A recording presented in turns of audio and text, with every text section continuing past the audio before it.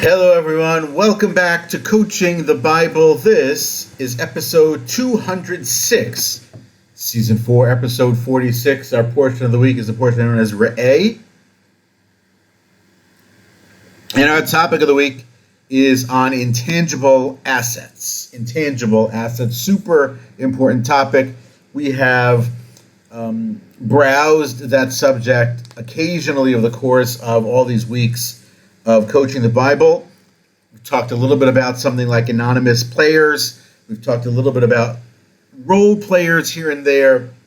I want to get into intangibles this week.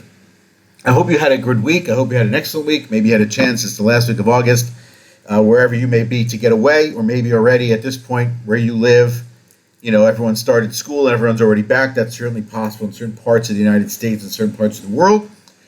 So I hope you had a great week.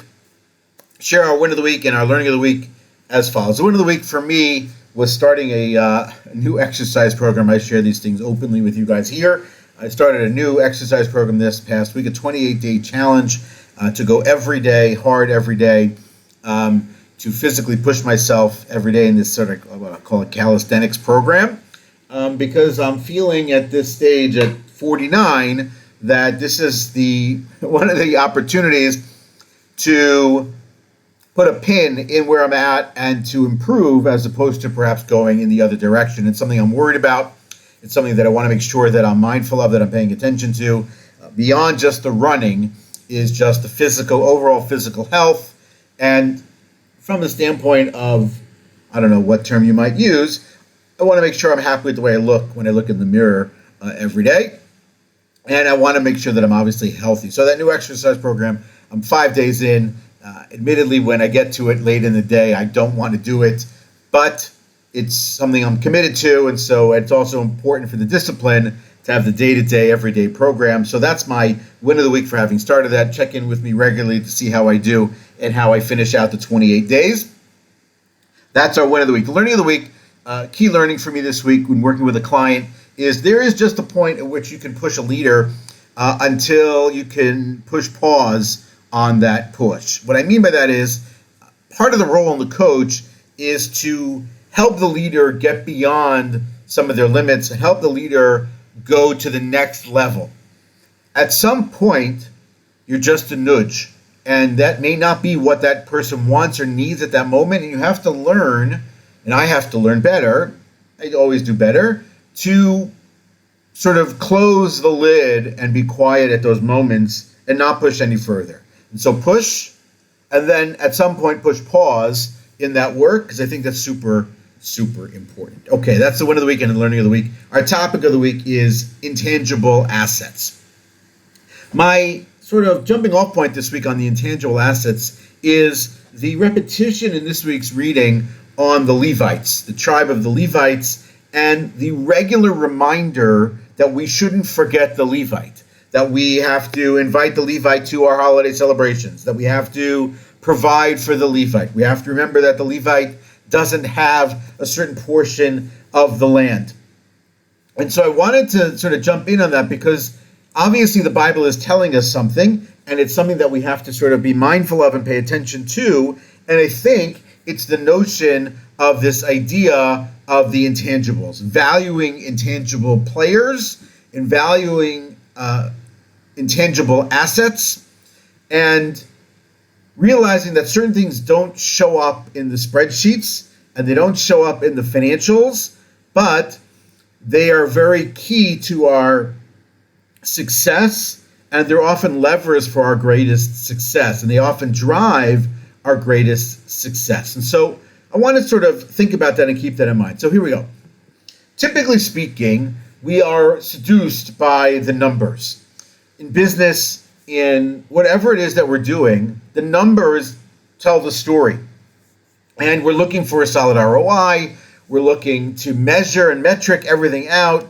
We talk about KPIs. I throw that term around in presentations and in sales meetings with potential clients. The things that key performance indicators that we use to measure improvement, success, failure, moving forward, moving backward, all that stuff. But here's the thing. we get obsessed with that to the point that we sometimes miss what really matters.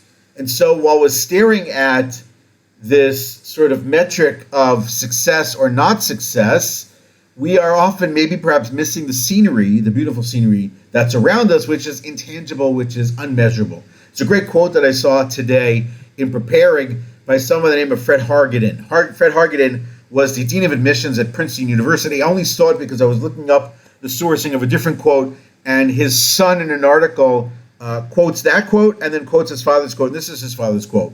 "Because we cannot measure the things that have the most meaning, we give the most meaning to the things we can measure." That's a very interesting quote. Again, because we cannot measure the things that have the most meaning, we give the most meaning to the things we can measure. And so we ascribe a certain level of import and value to the measurables because we can measure them. And the things that we cannot measure, we sometimes reduce the level of their meaning and their impact and their import because we cannot truly measure what those things are. And so, an example, how do you measure trust? How do you measure culture? How do you measure, let's take a simple thing, politeness, goodness? Those are things that are very hard to measure in that way. We try to ascribe and put a number metric on it. We'll talk about one of those a little bit later called social ROI.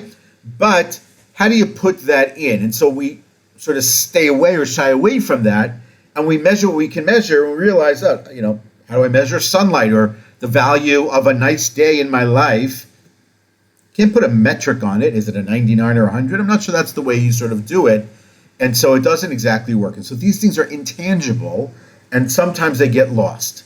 And so I think to some degree that as important as the role of the Levite was in the society, ancient society, in the time of the temple and before the time of the tabernacle in the desert, the role that they played in society perhaps is missed to some degree. Very much the case of, I'm not even talking about the priests, the high priests of that family. I'm talking about the people who are viewed today as the tribe of Levi, or the Levi as today, as brought down, is not the priest. The role that they play, think about what they sort of provided in certain contexts. They provided, in one context, they played the instrument. So they provided sort of the music that existed in the background of the work that was going on in the temple.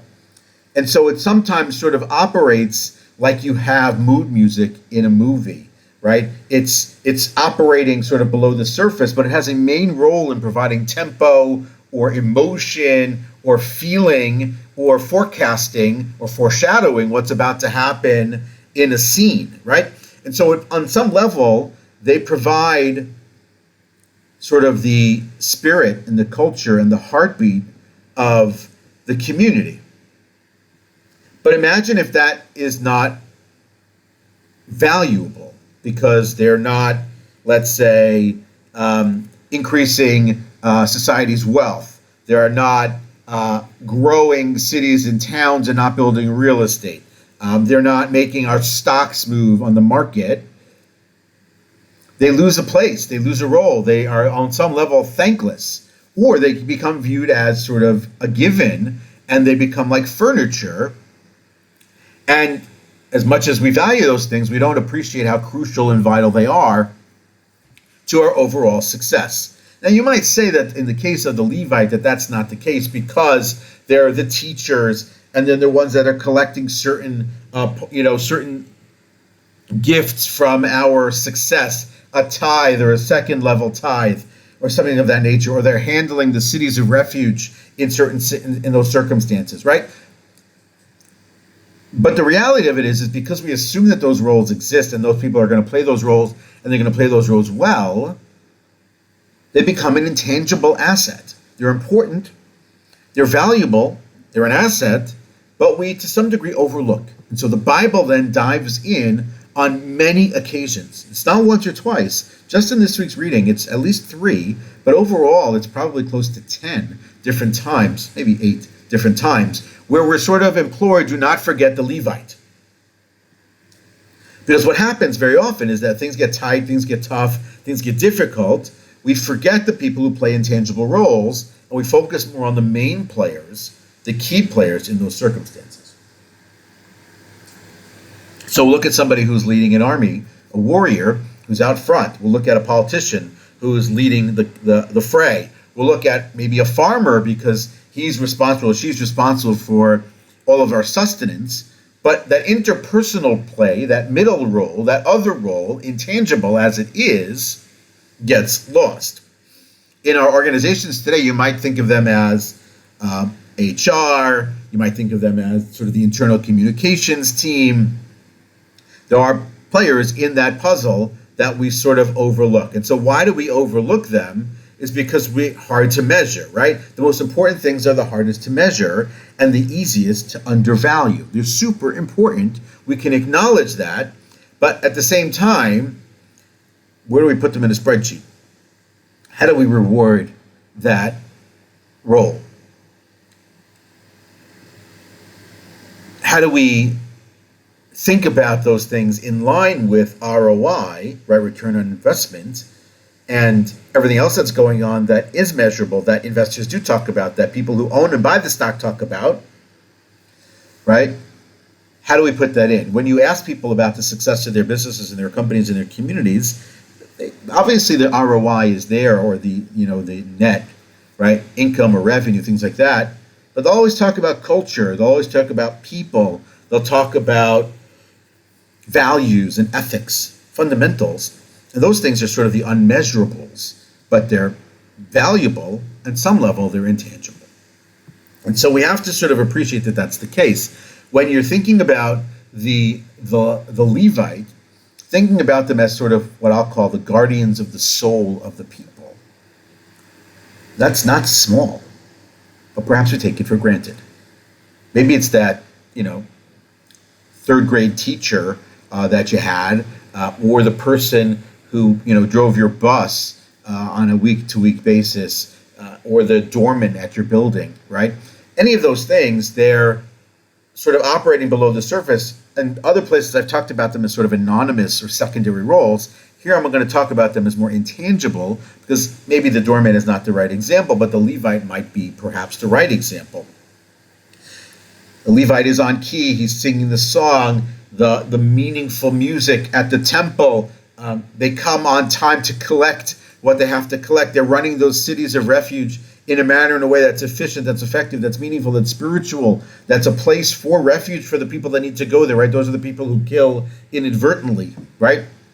Or negligently is probably a better term. So they are effectively key cogs in the machine, cultural impact people in your team. They rally the team. They're a morale booster for the team. And so we have to sort of get into there and appreciate what that is. They're like what you might call the secret sauce of your organization, of your institution. Your brand loyalty, your corporate culture, your morale, your value system, the stuff that doesn't appear directly in the quarterly is built by and run by and managed by the people who are intangibles. So the great example that I saw actually somewhere in an article this week, think of it as sort of like the Wi-Fi in the house in the current environment, right? You can't see the Wi-Fi. You can see sort of the green ring on the disk that says that you have Wi-Fi. You can't see it. You can't touch the Wi-Fi in that manner. But try going without it for a day in the modern world. Everything sort of grinds to a halt. And while you don't always see it working, when it's gone, you definitely feel it, right? So that's what it is. And it's different to some degree than what you might call a role player, right? And I think that that's sort of important to appreciate. There is a lot of people who you can't really define what they bring to the team. That's more of the intangible than the role player. The role player sort of is a three-point shooter in basketball, is the guy who can steal second base in baseball. a person who can make a phone call for you when they need to make a phone call for you. But they changed and certainly changed the dynamic on the court. But the difference between that sort of role player and the intangible person plays many, many roles. They're in a lot of different places. They're just sort of operating on some level sort of below the surface. They're not the headline makers. It's every role, every person, every condition, other than the person, let's say, is front-facing. And so we have to sort of come up with a way, even to measure the unmeasurable, which is hard to do, but there are ways to do it. And so over the course of time, and certainly of late, which has become more of a factor because you see in certain countries where they're trying to measure happiness and they're trying to make that a metric of success in a country or in a community. When you're trying to measure the growth of a community or the increasing success of a community, how do you do that? So we'll put measures and metrics on it because it sort of helps us do it, but at the same time it's still hard. So here's an example. The one I mentioned before was social ROI, which is the term is SROI, right? Which basically says like this. SROI captures the broader impact of what you do. So it's not just about profit, it's about purpose. And so you're measuring the social impact of every dollar that you're investing in the community, that you're creating in the community. A better example perhaps is something like an intellectual capital framework.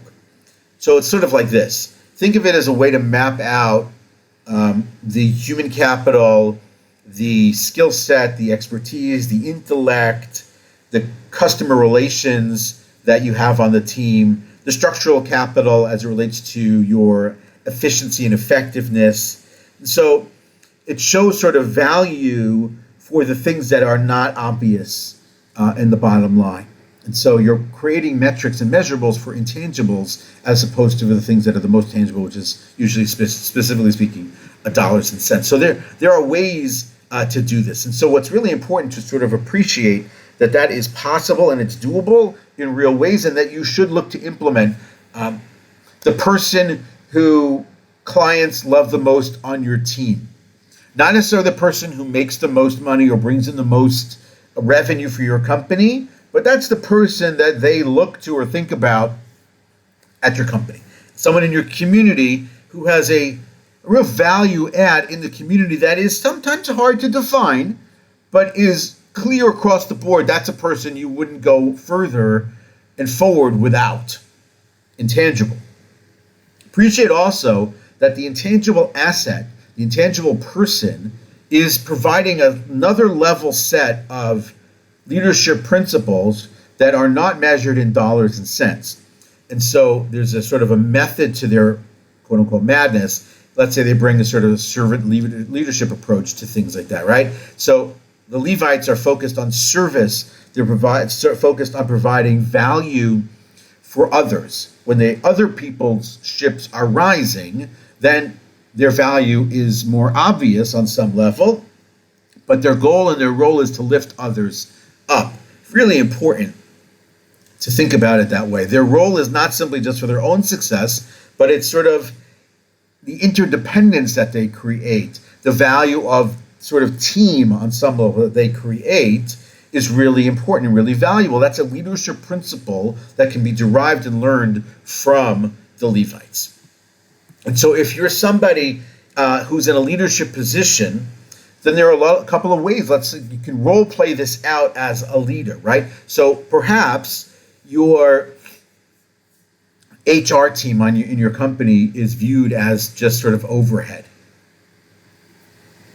right? They're a cog. You need them. But perhaps when it is time to talk to the rest of the team, to do a quarterly report, to talk to investors, you want to talk about the impact that they're having, perhaps on the bottom line, but on everybody else in the team that ultimately does affect the bottom line, and thereby you raise the vista, the viewpoint by which people see their value in the company, and also begin to appreciate that they are appreciated for their roles, which are not ROI or bottom line, driven. I keep saying ROI over and over and over again. I feel like I'm the Vice President of the United States who's used that term a lot of late, so I apologize for that. I should be more specific. Here's another example. You have a certain, you run a nonprofit, and not every action on the team directly impacts fundraising. This is my wheelhouse. But you're able to pinpoint exactly how that admin affects how the organization operates from an efficiency standpoint, maybe from a systems standpoint, maybe from a technological standpoint, the advancing tools that they bring into the company, the ability to teach people how to use everything that they run on their own. And so they give agency to a lot of people on the team, but nobody notices because they operate sort of below level, under the surface, and so they're an intangible value. Losing that person would be monumental to your organization. You might not be able to explain immediately why, but in your gut, you know why. In your heart, you know why. Given a minute, you'd be able to appreciate why that is and explain why it is that losing such a person from your team would be too large a loss for you to handle. And so here, the intangible value, what the Bible talks about in terms of the Levite and not leaving the Levite out, leaving the Levite out in holiday celebrations, in sharing among the community and the surplus from a good crop, from a good year, is talking about appreciating, being mindful of the intangible assets, the intangible people on your team. Typically speaking, admittedly, to some degree, I think I just sort of contradicted myself. Can't say I was always great at this. It's work in progress. Admittedly, I also love tech, and so to some degree, by loving some of the new tech, you reduce the number of people that are around you because you can handle it with some sort of a task manager technology. That's dangerous. At the same time, there are always these people that are around you, and it's important to take the time, to take the moment to appreciate them, to value them, to share with them, and to think about things more than just bottom line, more than just revenue, more than just net income, more than just wealth. Think about people. To end with a quote, as always, here's a quote from Samuel Johnson. The true measure of a man is how he treats someone who can do him absolutely no good. That is Coaching the Bible for this week. As always, I wish you a wonderful weekend and a good week ahead. Look forward to seeing you next week for episode 207. Take care.